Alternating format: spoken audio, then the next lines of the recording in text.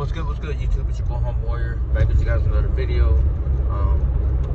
Wanted to do this morning, but I was so tired from last night that I just decided I'll do it now, more to disappointment. However, the Miami Dolphins have defeated the Los Angeles Rams 23-15. Tua was 20 of 28, 207 touchdown, and an interception. Overall, he didn't have a great game. I will say that. But to those like I listened to Doug's recap video, and for the life of me, he keeps preaching about Tua being consistent. The only problem I have with that is the line itself got embarrassed last night. Now against the Buffalo Bills defense, which is supposed to be better, the line played extremely well. They didn't allow much pressure. Tua did not get sacked. He didn't get touched or nothing.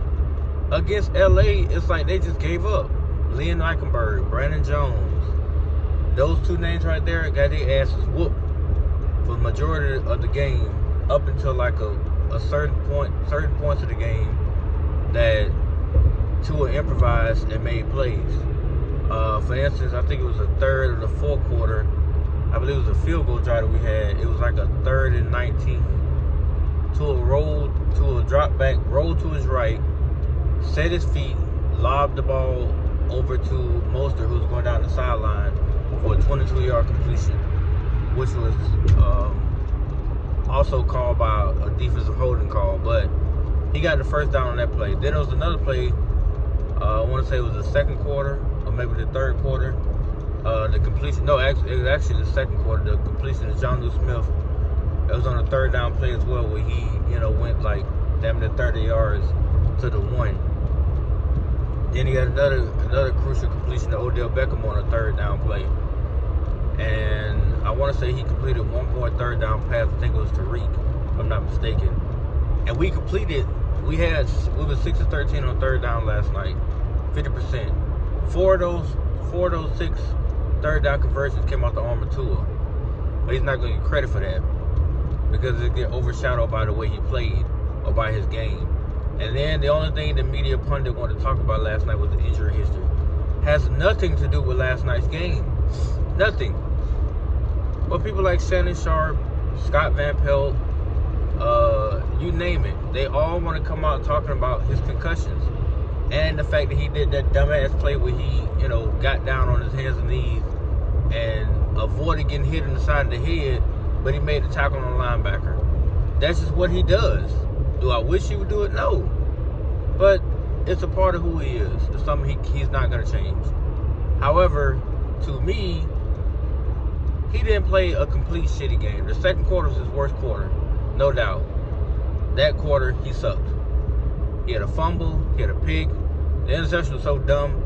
I don't know why he threw across his body back to Waddle, but he doesn't have the arm strength like that, and it showed. It absolutely showed in that play. And because of that, Waddle, the linebacker, stepped right in front of Waddle and picked it off. And then he had to make, a touchdown saving tackle to avoid a touchdown by the Rams on a pick 6. But the defense was outstanding last night.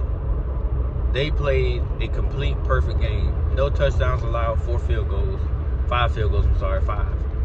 That's how you play football defensively. Hats off to Anthony Weaver, Calais Campbell, Chop Robinson, all them boys. You guys played immaculate. As far as Tua goes, man, we did get the dub. I'm happy about that, because now we're 3-6. We're currently in 10th place in the playoff standing. But you got to play a more clean game. And they got to figure out how to patch up this damn offensive line. Because people keep putting this shit on you, and it's like, some of the plays, yes. The one sack you took, you did have a clean pocket. However, after about a half a second, it evaporated. I saw the play. You had like 1.5 seconds of a clean pocket. And next thing you know, you were down on the ground. But then again, the route concept didn't make no sense, because hell, Waddle and Hill on one side, and then you got Odell, Jonnu, and somebody else running the damn hitch route. Like, come on now. Hitch routes on something like that. I would see if one or two guys ran deep routes, the other guys ran hitch routes, then okay. But everybody shouldn't run a hitch route. Because now, where's he going to throw the ball? Because the DB didn't back up nowhere. And then that near interception where he threw the ball to the tight end and the damn linebackers all over his back, that was dangerous. But he did fit it in there, however, it was still dangerous. Then there was a play to Isaiah Washington. I think that was a second down play, I believe it was. Oh no, I think that was a third down play as well. He threw that ball between two defenders, right into the breadbasket of Isaiah Washington, who was a rookie, and he caught it. That would not get talked about. You know why? Because it's omitted. Because unless he has a perfect game, nothing he does will ever be documented or talked about. It's only going to be credited toward the other teammates. That's something I'll never understand. I will never truly understand the Dolphins when it comes to what he can do and what he can't do. It's always his limitations. It's always, even when he's in the pocket, eluding pressure and using his feet inside the pocket. Oh, well, but he took a sack. Oh, he did this. Oh, he did that. He didn't throw the ball away. But he's the reason why you guys got, 14 of your 23 points. He's the reason why. He threw a touchdown pass to Hill, which came at a critical time, because had we not got that touchdown, we actually lose this game. We only score field goals the rest of the way, so you take away the touchdown, we were at, what, 10-6? So take away the field goal, what is it, 13? So we win the game 16-15. Well, we still win, but we win by 1 point instead of by 8.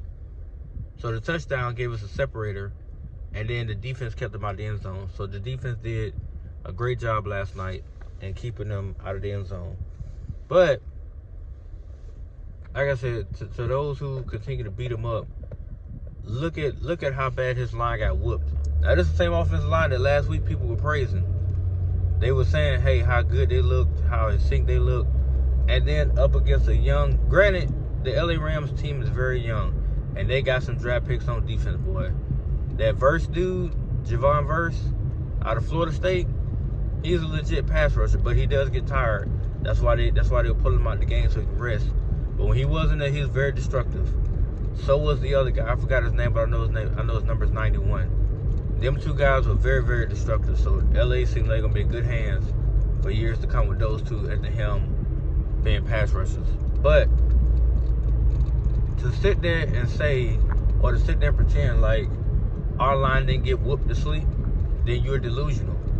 Because the running game couldn't even get going, because hell, half the time they were on the back of the hill so much from the pressure that A-Chain had to slither his way through certain creases just to get a yard.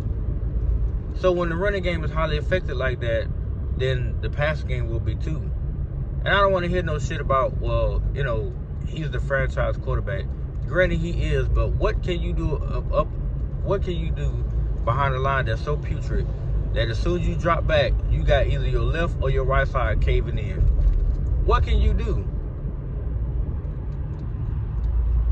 I just want somebody to tell me that, because I think that people like Doug, and no offense to Doug, but I think they kind of forgot that aspect of football. If you don't have that protection, there's only so much you can do.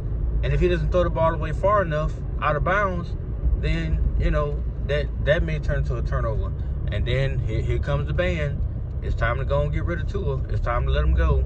He is the problem. We got to find a way to get rid of him, because we don't need these turnovers. And I would absolutely agree, we don't need them. But to sit there and put majority of this game on his shoulders and say, well, he could have given us more points. He literally did the best he could with the given circumstances that he had. And not to mention he had a horrible Tyreek Hill, who, if they lost that game, he's contemplating on having surgery on his wrist. So not only do you have the possibility of losing him the rest of the season, you lose that game, you might well go and cancel Christmas, because your only thing you can be doing now is just beating for that number 3 or number 4th overall pick. Right now we fell down to number 10 based on how we performed and the fact that we won the game. Now we got 2 more winnable games here shortly, so we'll see how we look. But again, it's about people's perspective. Perspective-wise, the Dolphins played a really solid game defensively. Offensively, they got some work to do, but the play calling was bad in the second quarter. The third and fourth quarter, it got a little better. But the fourth quarter, man, the second quarter was horrible. I don't know why we ran so many screens and stuff like that. I have no idea. And then we had losses. We had tackle for losses on running plays, so it actually killed the momentum. If you drop back and hand the ball off and he lose 4 yards, come on now, how many plays can he call on 2nd and 14? Let's be real here. So it helps us when we keep a positive, even if it's just a yard or 2 yards. At least we can go to the next play that will afford us a better chance of success. But hey, that's just my 2 cents on it. Let me know what you guys think, man. And I need unbiased opinions, not Tua sucks and stuff, because I don't entertain those no more. But you guys have a blessed morning. See you guys in the next one. Peace.